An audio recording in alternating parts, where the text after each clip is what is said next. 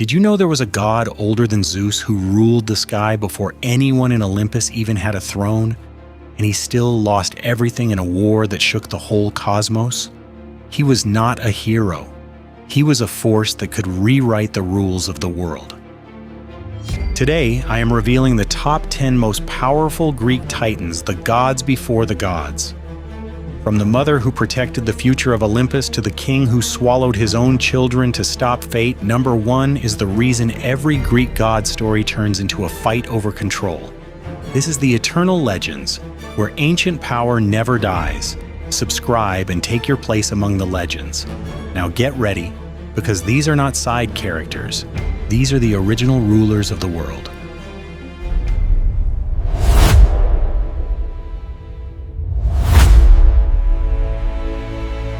Starting our countdown at number 10, we have Coeus, the titan tied to the heavenly axis and the deep order behind the sky. If you think strength is only muscle and violence, Coeus proves you wrong. The oldest stories describe him as a pillar of stability, connected to the fixed structure of the cosmos. When the universe was still being divided into domains, Coeus represents the part nobody sees but everyone depends on, the invisible rules, the framework.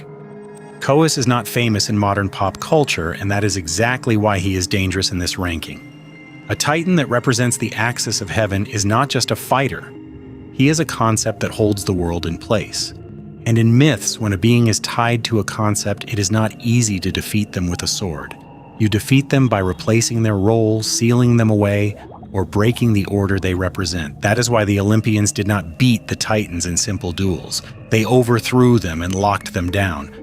Coeus also matters through legacy. He is tied into the Titan family line that produces later major powers and terrifying monsters through alliances and bloodlines. Even when Coeus is not front and center, he is part of the structure that makes later divine politics possible. He's number 10 because his power is foundational rather than flashy, but do not confuse quiet with weak. At number 9, Crius, one of the titans most connected to the ordering of the heavens, the divisions of the year, and the system that turns chaos into a schedule. That sounds calm until you remember what it means. If time is organized, civilizations form. If time breaks, everything turns into panic. Crius is often treated as a lesser-known titan, but in the old logic of myth, controlling structure is controlling reality. The early universe is not stable, it is being stabilized. Titans are the ones doing that work. Crius represents the part of cosmic power that becomes law, seasons, and predictable cycles. When people later prayed for good harvests, safe voyages, and order in the sky, they were living inside a system that Titans built first. Crius also matters because Titans are not just individuals, they are networks. His lineage and connections touch the later divine world in ways that keep appearing even after the Titanomachy ends. At number 8, Iapetus the Titan, who sits close to the origin of mortal life and the limits placed on humans. If you have ever wondered why the gods treat humans as fragile, temporary, and controllable, you are staring straight at a Titan-level problem. Iapetus is powerful because he is not just a brawler in the Titan war, he is a root source of the human story. Through his children, especially Prometheus and Epimetheus, the entire relationship between gods and humans gets shaped. Fire, technology, punishment, the idea that humans can be uplifted, and the idea that gods will retaliate hard when humans step out of line. That whole chain begins in the Titan generation. In a straight fight, you can defeat a warrior. You cannot easily defeat the one who defines what your enemy is allowed to become. Iapetus represents limits, mortality, and the boundary between divine and human. That is not a small domain, it is an existential one. He ranks at 8 because his power is expressed through consequences and legacy more than direct cosmic dominance. But the scale of what he touches is massive. Crashing into number 7, Theia. If you think light in Greek myth is just brightness, you are missing the deeper danger. Theia is connected to the divine source of shining brilliance, and the kind of value that makes objects, beings, and even names feel sacred, untouchable, and worth bleeding for. Theia's power shows up in 2 ways: what she embodies and what she produces. In Greek myth logic, shining is not just visual, it is an authority signal. The presence of radiance marks divine status, legitimacy, and a separation between the ordinary and the God-touched. This is the reason so many divine beings are described in terms of brightness, gleam, or overwhelming presence. Theia sits behind that whole system. Here is the dramatic part. If Theia's domain is the source of divine shine, then she is tied to the mechanism that makes people obey. Because people do not just obey power, they obey what feels undeniable. And in ancient storytelling, what feels undeniable is often what shines. The gods are not only feared, they are presented as visually and spiritually impossible to ignore. Theia is upstream of that effect. Then there is the second layer. Value. Gold is not just metal in myth. It is status, temptation, ownership, and the reason alliances form and break. It is the reason kings get paranoid and families destroy themselves. A major portion of Greek tragedy runs on the idea that something valuable is pursued until it poisons everyone involved. Theia is tied to the fundamental concept that certain things shine and therefore matter more. That changes behavior at every level of the world. If you want proof, follow the chain. Theia is associated with the production of the great cosmic lights through her children in many traditions: Helios, Selene, Eos, the sun, the moon, the dawn. These are not minor forces. They define daily time, seasons, navigation, farming, travel safety, and fear. Darkness is the condition under which danger grows and control slips. Light is the condition under which humans can work, plan, and defend themselves. Theia's line also gives the Olympians a problem. The Olympians do not invent the sun or moon out of nothing. They inherit a cosmos where those things already exist as powers with their own agency. That means Zeus is king, but he is still ruling inside a world where Titan-descended forces operate on their own cycles and their own authority. Theia's presence makes the universe less centralized than people assume. There is a provoking implication here. If your world's biggest lights are Titan-descended, then even the Olympian order depends on an older regime's infrastructure. Zeus can throw lightning, but he cannot cancel the dawn. He can command gods, but he still wakes up to a sky that runs on an inherited system. That is not a small detail. It is a reminder that Olympian power is often managerial rather than foundational. Theia ranks at 7 because her influence is enormous, but it is expressed through radiance and value rather than direct political rulership. She is not the one sitting on the Titan throne. She is the one supplying the universe with the signals that make authority feel real and the lights that make life function. Halfway through at number 6, Mnemosyne, the Titaness of memory. This one is terrifying in a different way because in myth, memory is not nostalgia, memory is identity, memory is history, memory is the proof you existed. If memory can be controlled, reality can be rewritten without changing a single stone, and nobody will even know it happened. Mnemosyne is tied to the origin of the muses, the forces behind song, story, and culture. That sounds harmless until you understand what it means. People do not obey power forever because of fear alone. They obey because of stories, legitimacy, and the belief that a ruler is supposed to rule. Mnemosyne sits behind the system that makes myths spread, survive, and shape behavior across generations. Greek myth is full of wars, betrayals, punishments, and family feuds.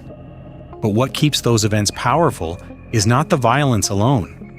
It is that everyone remembers the lesson. Every punishment becomes a precedent. Every rebellion becomes a warning. Every victory becomes propaganda.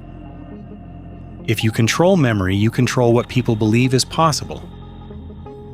This is why Mnemosyne is a Titan-level threat even in a world where Zeus holds the throne.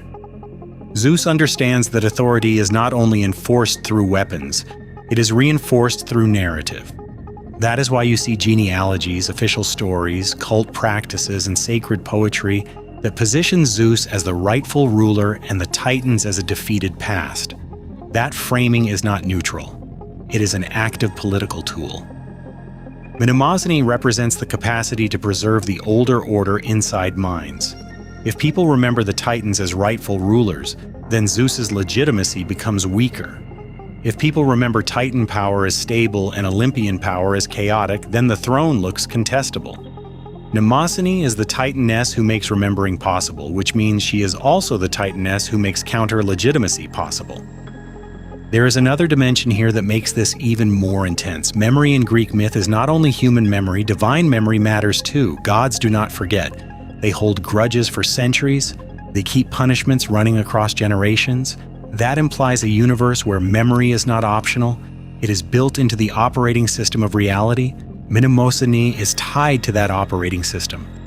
And the muses matter because they are not random art spirits. They are the institutions of culture. They are what makes societies coherent. They are how people decide what is honorable, what is shameful, who is a hero, who is a monster, who deserves worship, and who deserves contempt.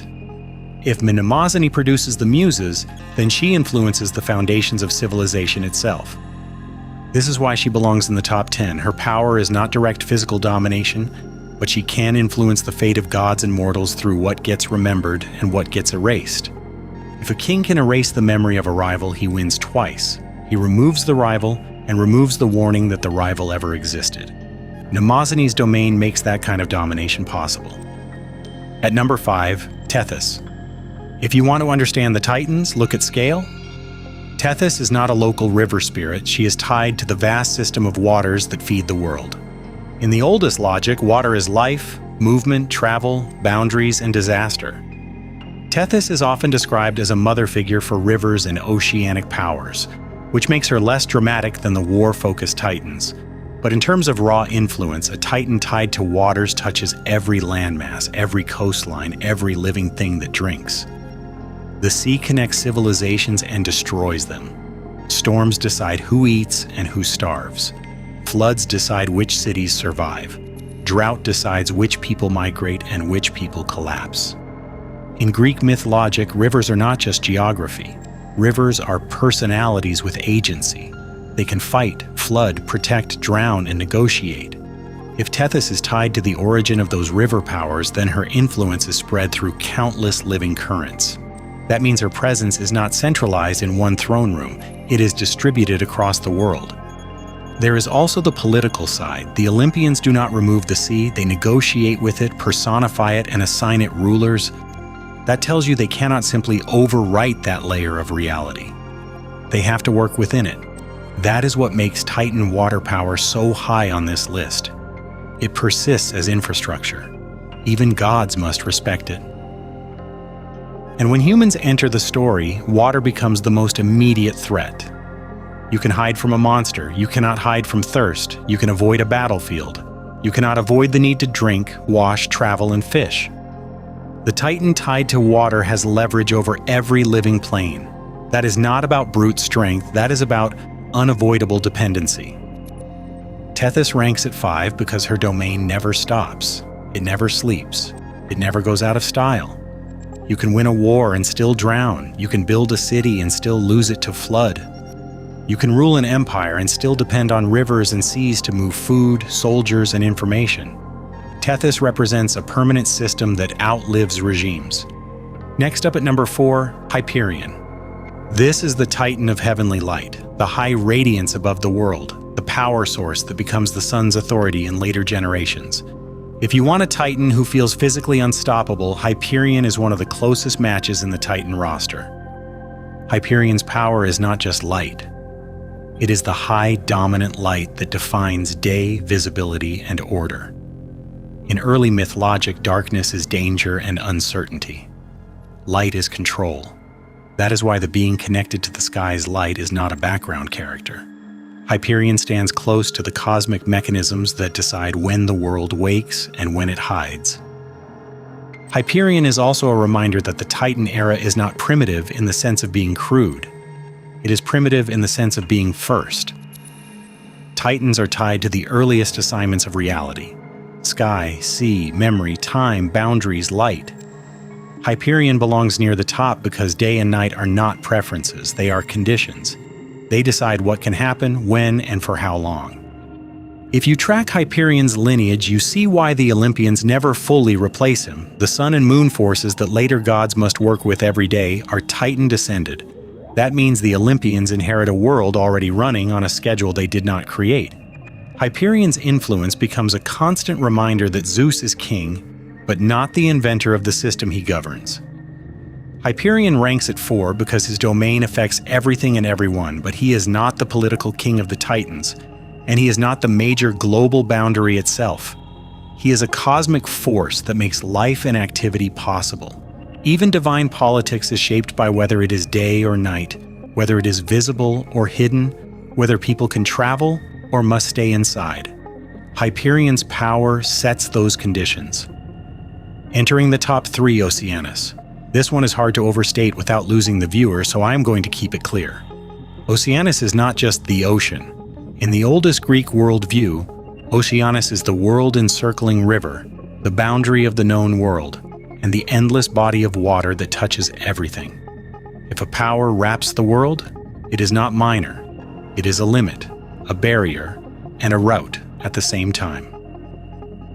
Oceanus is also politically important because he represents a Titan power that can stand apart from the main Titan war narratives depending on the source. That matters because it signals scale. Some traditions treat Oceanus as too fundamental and too steady to be reduced to a battlefield alliance. When a myth treats a character that way, it is telling you this being is part of the environment, not just another soldier in a family feud. Oceanus is the outer boundary of the world in early imagination. That means he defines what is inside and what is outside. In myth terms, that is authority. Whoever defines the edge defines the shape. Whoever controls the outer river controls access, isolation, and fear of the unknown. Even if humans cannot physically reach the edge, the idea of an edge shapes how they think, where they travel, and what they consider safe. Oceanus ranks at 3 because his domain is global and permanent. The Olympians do not replace the sea, they assign it governors. They bargain with it. They fear it. They sail on it. Oceanus is a Titan whose presence makes every coastline a place where the cosmos can reach out and kill you with no warning. The Titan Age is about primal reality. Number 2, Rhea, mother of Olympus and the great survivor. If you are ranking power in Greek myth and you ignore Rhea, you are not paying attention. She is the mother of the primary Olympians and the central reason Zeus even gets a chance to exist. In a world where Titans are swallowing children to stop prophecy, Rhea outplays the king of her era and changes the future. That is power, even if it is not loud. Rhea's domain is often framed as motherhood, fertility, and the continuation of life. That can sound soft if you are thinking in modern stereotypes. In Greek myth, fertility is survival. It is control of lineage. It is the ability to create successors and therefore create the future. That is political. That is existential. Rhea is not just a mother. She is the Titaness who protects the next regime and makes the transfer of power possible. Here's the part that should bother you because it shows how brutal divine politics is. Cronus is not eating his children because he is hungry. He is eating them because he fears replacement. He fears a new generation. He fears the future itself. That is what happens when power becomes paranoid. And Rhea is the person who breaks that paranoia by turning deception into a tool of survival. When Cronus starts consuming his own children to avoid being overthrown, the world is locked. No next generation can rise. Rhea breaks that lock. She hides Zeus, sets the deception in motion, and triggers the chain that ends the Titan rule. That means she does not just save one child. She changes the entire regime trajectory of the universe. And think about the risk. If Cronus catches her, she is not punished with a lecture. She is erased. Her children are erased. The next generation is erased. Yet she proceeds anyway. That is why she ranks at 2. She has world-shaping influence and direct impact on cosmic political order. Without her, the Olympians do not rise. Without her, Zeus never becomes king. Rhea ranks at 2 because she is the pivot point. She turns fate from a threat into a weapon. She forces the Titan system to produce its own replacement. But there is still one Titan who sits above even that, because he is not only the bridge to the next age, he is the ruler of the Titan age itself. And finally, at number 1, Cronus, the king of the Titans, the ruler who overthrew his own father, took control of the cosmos, and then tried to defeat fate by swallowing his own children. Cronus is the Titan standard for raw authority and terror. He is not famous because he is misunderstood. He is famous because he is the blueprint for divine paranoia and absolute rule. Cronus becomes king after he helps bring down Uranus, and that moment matters. He is not born into power and then respected. He takes it through violence and a direct challenge to cosmic authority. That is the first reason he ranks number 1. He proves he can overthrow the highest ruler of his era. That alone puts him above Titans who only maintain domains. Cronus changes regimes. Then comes the second reason. He holds the throne. In myth, holding the throne means you are controlling the rules of the universe for your generation. Cronus rules during what later tradition calls a golden age, but do not get distracted by the label. It does not mean gentle, it means structured, stable, and under his authority. The world exists under his system until the next war breaks it. The third reason is the one everyone remembers. Prophecy tells him his child will overthrow him. Cronus responds with the most extreme solution possible. He swallows his own children the moment they are born. That act tells you how much power he believes he has. He thinks he can consume the future itself and keep it inside his body, locked down. A ruler who believes he can do that is operating at the highest tier of mythic dominance. But Cronus is not just strong, he is a lesson. His fear creates the exact outcome he tries to avoid. Rhea's deception gets Zeus out. Zeus grows, returns, forces Cronus to release the swallowed gods, and then the Titanomachy begins. The war that decides the next age. Cronus does not lose because he is weak. He loses because power in Greek myth always creates enemies, and prophecy always pulls rulers into desperate decisions. Even in defeat, Cronus remains massive. Different traditions place him in different fates after the war, but the theme stays consistent. He is too important to be treated as a simple corpse on a battlefield. He becomes imprisoned, banished, sealed away, or assigned to a distant realm. That is how the myth signals his scale. You do not remove Cronus, you contain him. Cronus is number 1 because he is the Titan king, the regime changer, the ruler who forces the entire divine world to evolve. Without Cronus, there is no Zeus's rise, no Olympian order, no defining war between generations, and no constant fear in Greek myth that power will be taken by the next person who is hungry enough to try. Those were the top 10 most powerful Greek titans, the gods before the gods. Now I want to know your pick. Who belongs at number 1 in your version and who got robbed on my list? Tell me in the comments. If you want to go even deeper into ancient power, I have another ranking ready for you. The top 10 most powerful Egyptian gods from chaos to absolute power. Hit like, subscribe, and I will see you in the next legend.